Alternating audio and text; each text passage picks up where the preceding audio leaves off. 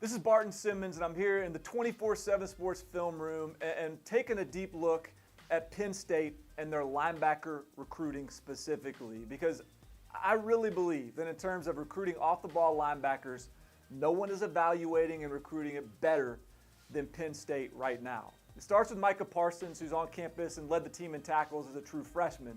But the newcomers this year, who were already on campus last spring in the class of 2019, add to that as well.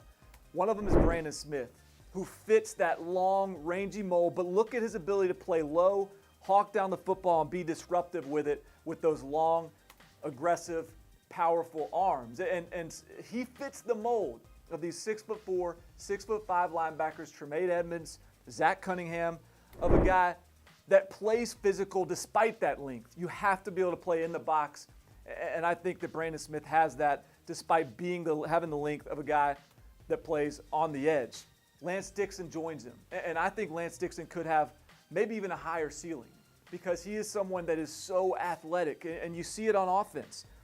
This is a guy that kind of fits that Rashaan Evans mold, Darius Leonard, someone that does everything in high school, very physical, 4.55 40. That checks a box if you're a cornerback, much less a linebacker, and you can see his feet, his athleticism. He is the guy in the modern era of college football that can play sideline to sideline, and you can still see the instincts defensively as well, the ability to avoid blocks and get a hand in the throwing lane. But then we move on to 2019, and these guys still fit these same traits and characteristics that I think are critical at the linebacker position. Derek Wingo's next up, and he's a guy with really good testing number, a 4.7 40 type of kid, but he's got pass rush ability too. He did it at St. Thomas Aquinas. You see it here, the ability to beat a big offensive tackle on the edge in space and go make a play on the quarterback, but he also has cover ability. Right now, a linebacker, we're not in the age of a 6'2", 245-pound plugger in the middle. You've got to be able to play in space and play in coverage. Right now, this is him going up against a 4-star elite wide receiver making a play in the slot. That's a 5'10" cornerback. That's a true slot guy by trade.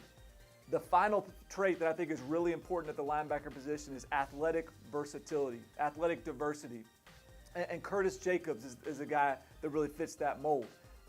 You look at the NFL draft in 2019, of the top 6 linebackers taken, only 2 of them played linebacker as their primary position in high school. Curtis Jacobs, you see him on the football field as an elite wide receiver, but if you really want to see athleticism and explosiveness on display, check out what a guy does on a basketball court. And Curtis Jacobs, you can see that vertical, that explosiveness, that power. This is a kid that's competed in a lot of different settings and will adapt really well to what's demanded of you at the linebacker position. I think Penn State is as loaded at linebacker over the next 3 years as any school in college football. Brent Pry, the defensive coordinator up there, has got some fun tools to work with.